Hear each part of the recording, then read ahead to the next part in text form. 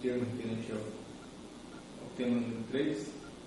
Em 15 de dezembro de 2016, na sede da Procuradoria da República em Mato Grosso do Sul, presentes os procuradores da República Damares Rossi Bach, Alencar e Emerson Carlos Siqueira, compareceu o senhor Celso da Fonseca Rodrigues, CPF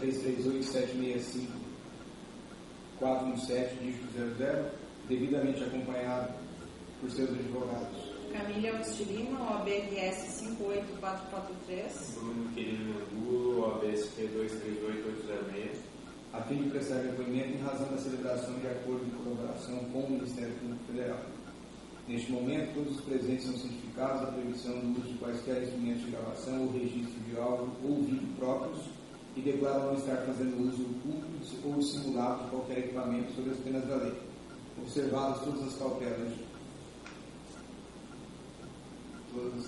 de sigilo determinadas e atendendo aos ditames da Lei 12.850/2013, notadamente quanto ao disposto dos artigos 4º a 7º, pergunta ao Sr. Celso da Fonseca Rodrigues. Os advogados ora presentes são seus defensores legalmente nomeados para lhe assistir no presente ato? Sim. O senhor renuncia ao direito ao silêncio? Sim. Reafirmando o compromisso legal de dizer a verdade? Sim. O senhor pretende colaborar de forma efetiva e voluntária com investigações e processos criminais nos termos firmados com o Ministério Público? Sim. O senhor, junto com o seu defensor, autoriza expressamente está ciente do registro audiovisual do presente ato de colaboração? Sim. O senhor está ciente que os efeitos da colaboração premiada dependem de um ou mais dos resultados previstos no artigo 4º da Lei 12.850/2013? Sim, sim. O senhor, no tocante ao anexo 3, referente ao pagamento de propina para Sérgio Corrêa Brasil, relativo à linha 6 do metrô de São Paulo, pretende responder às questões formuladas? Sim. Então, vamos. Senhor Celso, como foi que aconteceu essa relação do pagamento ao senhor Sérgio Cabral dessa propina em relação... Sérgio Brasil. Sérgio Brasil, perdão, estou lendo aqui, da linha 6 do metrô. Bom, no início de 2013, eu saí da linha 5, fui para estudar a linha 6, porque a OTP é a Odebrecht Transport, é uma empresa do grupo Odebrecht que trabalha com concessões. Ela tinha interesse de apresentar uma MIP. MIP é manifestação de interesse para uma futura PPP da linha 6 do metrô. Então isso foi bem no início de 2013. Quem indicou o senhor para ir para essa... Então, nessa época o DS, que era o diretor superintendente de São Paulo, era o Luiz Bueno, que era meu chefe direto. O Casamano já tinha saído e ele assumiu o lugar do Casamano e era o meu chefe direto. Então ele me chamou, também pelo que eu conhecia de metrô, era uma obra muito importante, tecnicamente bastante complexa, e ainda envolvendo uma concessão. Ele me chamou para fazer os estudos técnico-comerciais de custos da parte de obras civis desse negócio. Então, era uma concessão que tinha como CAPEX, o valor de investimento em obras, as obras civis e as obras eletromecânicas, sistemas. Fui chamado para cuidar das obras civis, para fazer também das obras civis. Os outros serviços, manutenção, mecânica e equipamentos, a OTP, a Odebrecht Transport, ia contratar diretamente no mercado para fazer os orçamentos para ela, para parcerias futuras, no caso dela ganhar a licitação.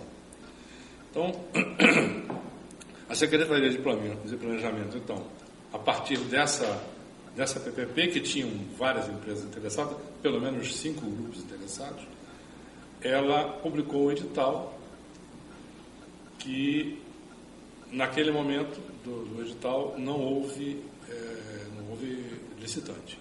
A licitação deu vazia. Por quê?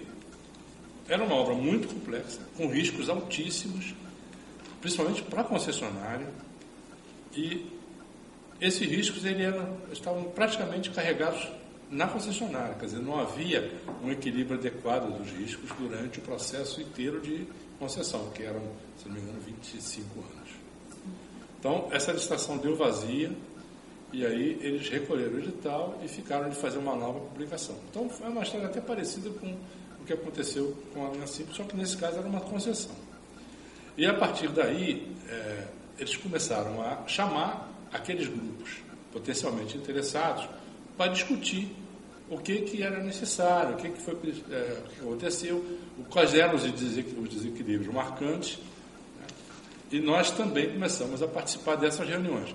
Essas reuniões elas não eram com todos os concorrentes, eles faziam reuniões à parte. O Sérgio Brasil, nesse instante, ele já era responsável, ele era um assessor da Secretaria de Planejamento, já era um responsável por coordenar todo esse processo licitatório, trazendo a experiência que ele já tinha no metrô.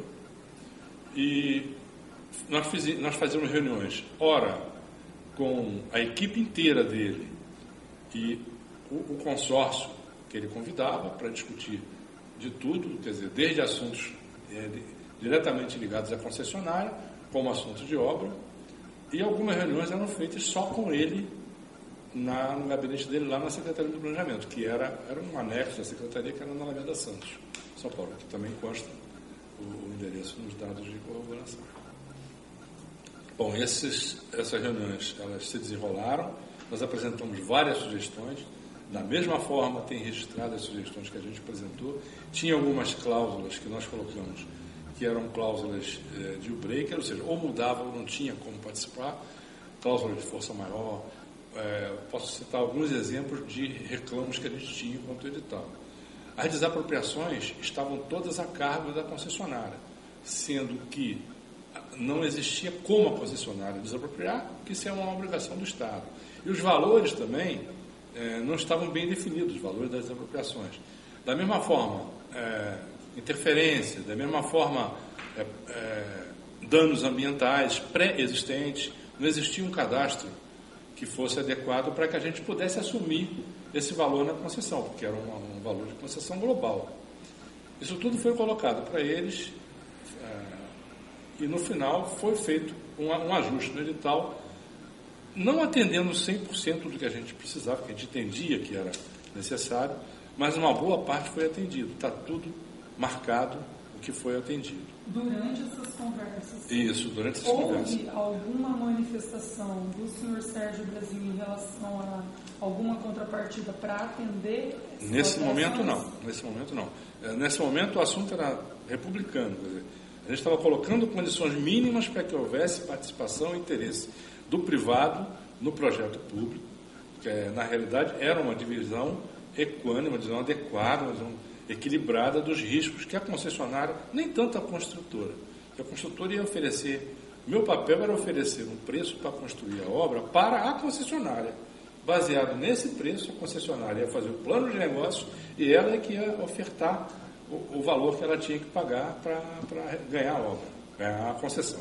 Sem querer, assim, conhecendo o histórico da outra linha, vamos dizer, e das outras duas, na verdade, no rescaldo que o senhor pegou, né, da primeira mencionada, o senhor já esperava que fosse acontecer o que efetivamente... Olha, eu não esperava pelo que eu acabei de falar. Quer dizer, o meu papel, inclusive quando surgiu esse assunto, foi o que eu disse para ele.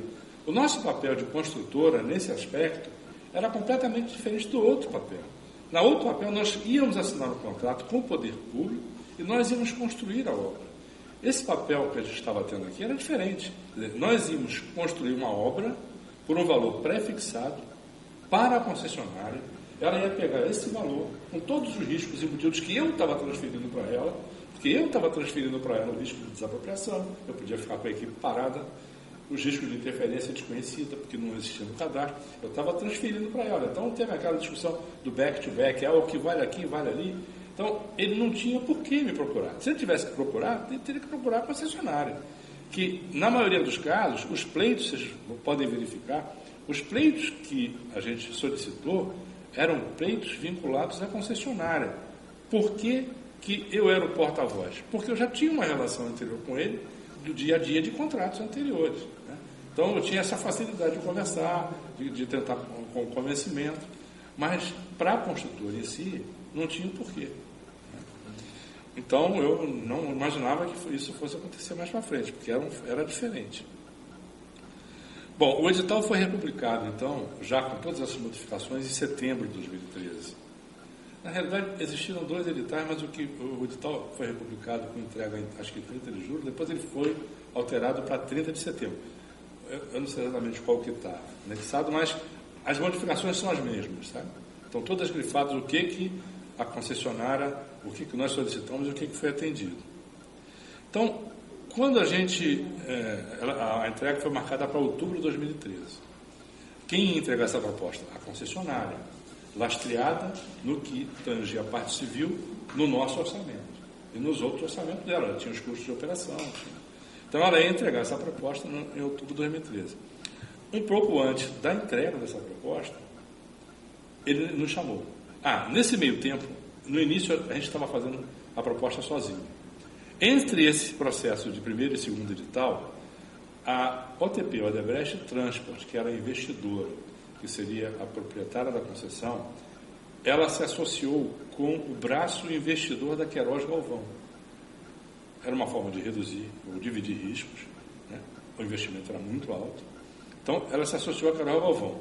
Então, na medida que ela se associou com a Queiroz, tem um efeito espelho, quer dizer, a concessionária e a construtora. Então, ela acabou, a Queiroz Galvão construtora, também vindo fazer parte do nosso consórcio. Então, nosso consórcio de construção ficou sendo Queiroz Galvão e Odebrecht, e na concessão ficou sendo a OTP e a Queiroz Galvão no investimentos. Então, um pouco antes dessa entrega, eu fui chamado pelo mesmo Sérgio Brasil, dizendo que pelo trabalho desenvolvido que ele tinha, estava contando com uma remuneração. Mais uma vez, remuneração aí sinônimo de propina. Porque o trabalho foi exaustivo, que ele teve que convencer muita gente, enfrentou muita resistência, então que ele achava que tinha que ter essa remuneração. Para fazer as alterações. Ele já tinha feito, por ter feito as alterações no edital. Então, dessa vez, o valor que ele havia mencionado foi de 0,1% do valor das obras civis, não do valor da concessão. O valor das obras civis girava em torno de 8 bilhões. Ele estava pedindo, ao longo da produção, que era em torno de 4 anos e meio, 0,1% do valor produzido, faturado. Então, eu conversei com o Mário Bianchini, que era o homem da Queiroz Galvão, que era o meu par nesse processo. Ele também já sabia da história. Então, eu levei para Bueno. Onde é que aconteceu esse pedido dele? No gabinete dele, lá na Alameda Santos. Só estava o senhor? Só ele. Ele conversou em separado, porque o Mário Bianchini também sabia. Já sabia. Quando eu fui conversar com o Mário Bianchini, que era meu sócio, ele já sabia. Também já sabia. Então, ele já tinha falado com o Mário antes de conversar com o senhor, então? Sim, sem dúvida. E também mesmo 0,1%? Aqui era 0,1%. Ele falou a mesma coisa, 0,1%. Eu peguei essa conversa. Não, essa reunião foi para ratificar o negócio. Eu não, como é que eu ia assumir pagar 8 milhões para a pessoa? Não tenho a menor condição. Então eu levei o assunto eu falei que eu ia levar o assunto para a diretoria, né? Também ia conversar com o sócio. Levei o assunto para o Luiz Bueno. Eu imagino que o Bueno conversou também com... Que aí não teve reunião. Fui na sala do Bueno, conversei com ele. Ele falou que, para dar um tempo, ele imagina que deve ter conversado também com a Queiroz, que era sócia, e autorizou que eu desse o retorno para o Brasil. Então, eu e o Mário marcamos uma conversa com ele. As reuniões com essa pessoa, o Sérgio Brasil, elas ou ocorriam no gabinete dele, na Alameda Santos, na Secretaria de Planejamento. Ele também tinha uma sala no Palácio do Planalto, Palácio Bandeirantes. E várias vezes nós fomos lá, na sala dele. Às vezes ele nos chamava para esclarecer, para pedir alguma coisa. Então, existia um diálogo quase que permanente. E tudo isso também é fácil de se verificar devido ao controle de acesso que tinha lá. Não foi uma vez só. Uma dessas reuniões foi justamente para tratar desse assunto da concordância ou não do pedido dele. Essa reunião, a gente sentou dentro da área do palácio, mas fora do corpo do prédio do palácio, em frente, tem uma lanchonete, onde o pessoal almoça, o pessoal que trabalha ali almoça, faz lanche. E essa conversa foi lá, nessa lanchonete. Quem estava nessa conversa? Eu, o Mário Bianchini e ele, nós três. Sérgio Brasil estava presente. Sérgio Brasil. Sim, porque a gente tinha que dar a resposta para ele. Então, foi ratificado o 0,1%, que cada empresa, então, ficaria com a parte que lhe cabia no consórcio. Pagamento também a partir da produção. Então, uma vez que aconteceu essa conversa, logo na sequência, ele, antes da assinatura do contrato, que isso foi depois do resultado, antes da assinatura do contrato, ele começou, depois que já tinha sido combinado, a pedir um adiantamento. Não, porque eu preciso de um adiantamento em relação àquele assunto, eu preciso de um adiantamento, porque eu tenho compromisso. Ele disse de quanto? 500 mil. Aí eu voltei a Luiz Bueno, falei, nunca aconteceu isso que eu saiba de se pagar dinheiro antes de ter, né, a garantia Então, aí o Bueno ponderou e autorizou o pagamento. Então, esse pagamento foi feito antes da assinatura do contrato. A mesma forma de operar, eu fui lá esperei um tempo, fui lá no Biraci, porque já tinha sido autorizado, com certeza o Bueno já tinha passado.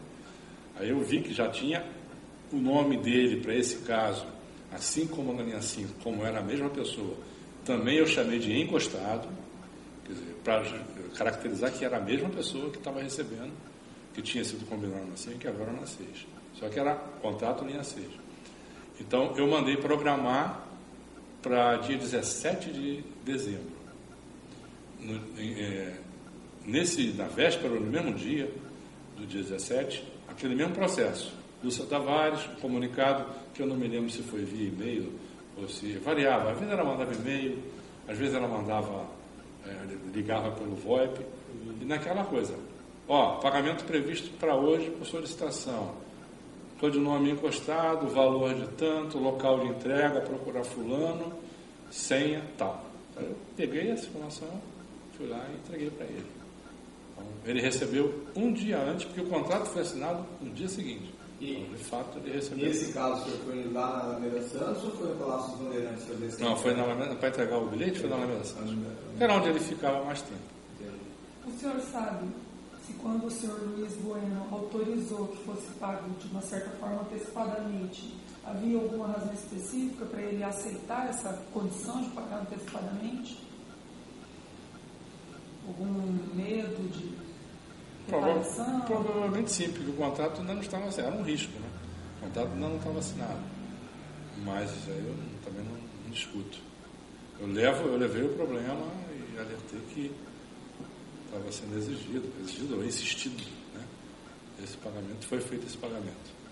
Foi o único pagamento que eu fiz para ele na linha 6. Por quê? Isso foi em dezembro. Em janeiro, eu saí do contrato e fui para o Rio de Janeiro trabalhar com o Fábio Gandolfo. Esse pagamento No programa do submarino.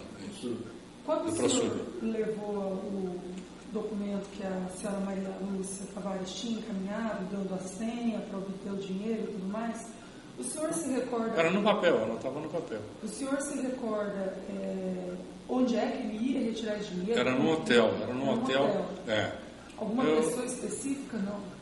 Não, ela que dava para cada situação, acho que ela dava um nome, né? Esse é um operador. Eu sei que o hotel era no Itaim. Eu não posso afirmar, mas às vezes me vem na cabeça o nome, mas eu não tenho como garantir se era no Trip Iguatemi, um hotel desse. Assim. Mas, ou seja, foram 3 pagamentos que foram feitos, então eu gravei isso aí. E eram hotéis diferentes.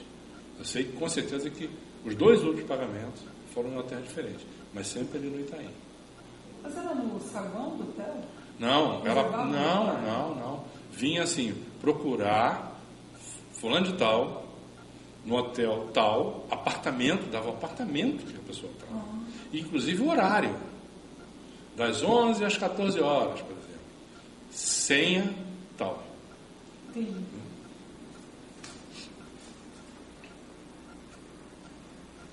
O senhor disse que houve 3 pagamentos, seriam aqueles outros? Houve o da linha 4, que foi uma coisa que já vinha acontecendo. Também em hotéis. Em hotel também. Os 3 que foram feitos por mim foram no hotel. Mesmo processo, mesmo procedimento.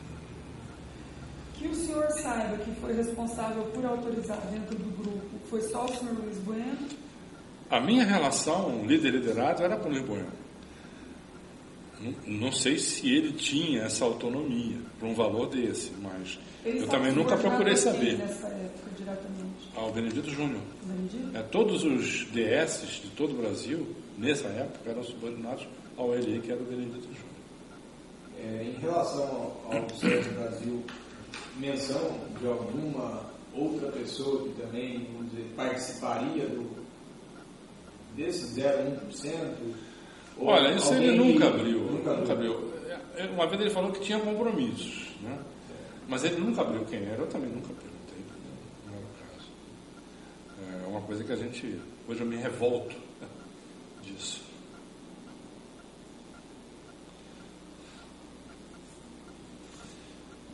Enfim, mas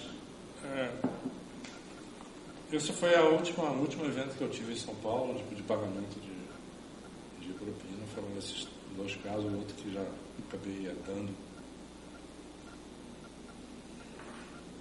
Tem mais alguma consideração que o senhor queira fazer sobre Tem um assunto que eu acho que é importante colocar. Eu trouxe porque é um assunto que saiu na mídia recentemente, é uma coisa muito antiga, uma coisa de... vamos fazer 15 anos agora.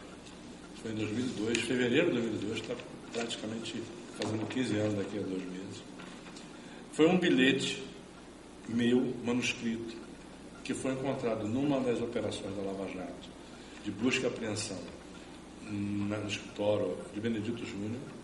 É um bilhete que eu relatava para ele uma tentativa de... Aqui nesse bilhete está dizendo que era uma tentativa de formação de consórcio entre 4 empresas grandes, ou seja, nós, Queiroz Galvão, OS e Andrade Gutierrez, de uma obra que era a duplicação da Mogi Dutra.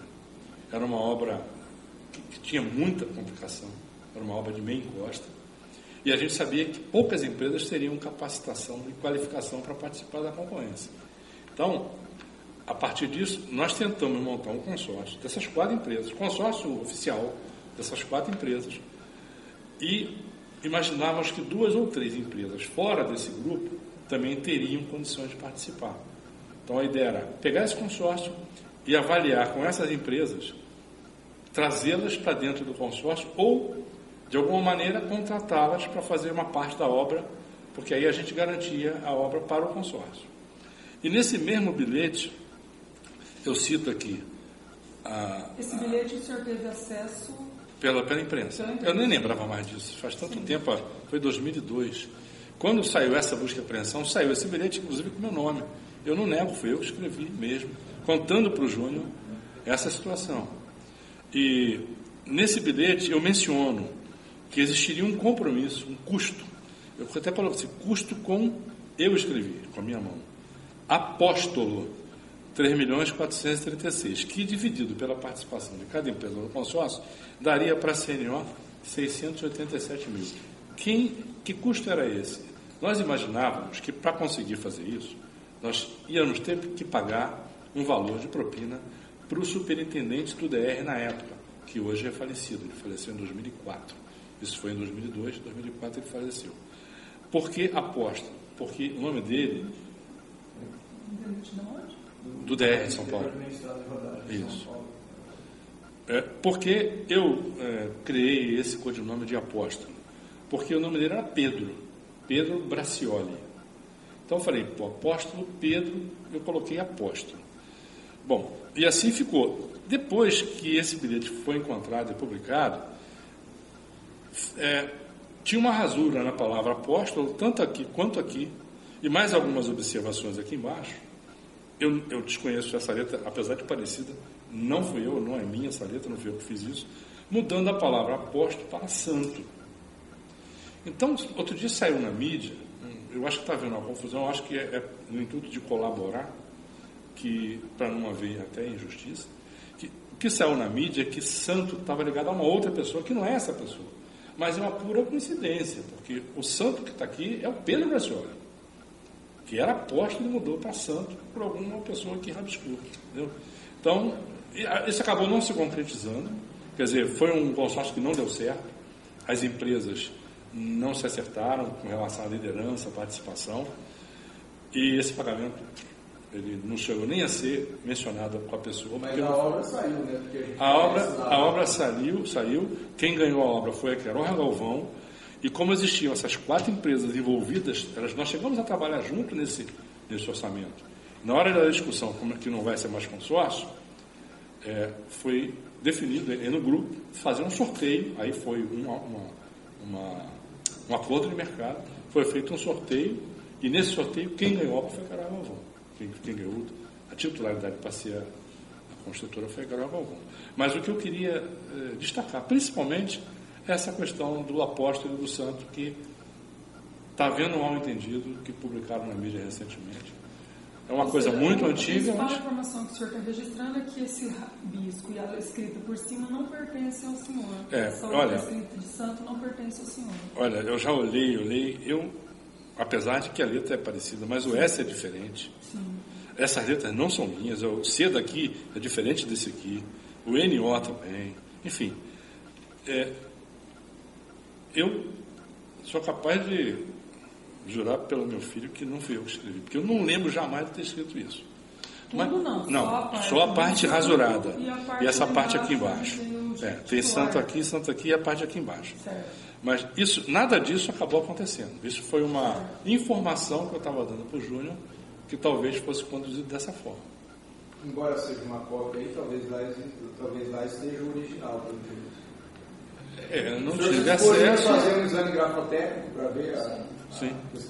Sem nenhum problema. Como eu estou lhe dizendo, eu não reconheço como minha, mas ainda que eu esteja errado e que tenha sido eu, através de algum pedido do próprio, sei lá, para mudar, eu volto a dizer que mesmo que tenha sido eu que escreveu, eu não sei o motivo, por isso que não me...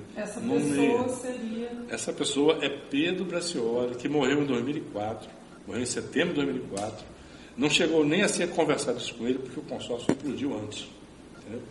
Mas... acho que tem que esclarecer. Só para ficar claro, esse documento foi encontrado em uma das buscas e apreensões do Benito Júnior, mas a cópia dele, que é esse documento que está no processo, pode ser inclusive juntada agora. Isso eu peguei da imprensa. Isso é da imprensa. Havia o costume de eventualmente trocar bilhetes com informações desse tipo? Porque assim, a primeira que a gente teve contato... Esse foi a primeira obra que eu participei fazendo a concorrência. Então, eu não tinha experiência. Então... na linha de informar. Entendi. O fato é que aconteceu, é verdade. Tem mais alguma consideração? Não, só essa. Eu acho que é importante, eu precisava falar porque vai servir de colaboração para investigações futuras do que está envolvendo esse apelido. Né? Inclusive, pelo que eu vi na mídia, acho que foi no Globo que saiu, essa palavra santo ela aparece de novo como um dos favorecidos, depois que o próprio Pedro morreu. Entendeu? Entendi. Doutores, vocês têm alguma ponderação? Então, nesse momento, nós fazemos o encerramento do termo de colaboração, da gravação referente ao termo de colaboração número 3. Mais uma vez, agradecemos a colaboração do senhor Celso Rodrigues.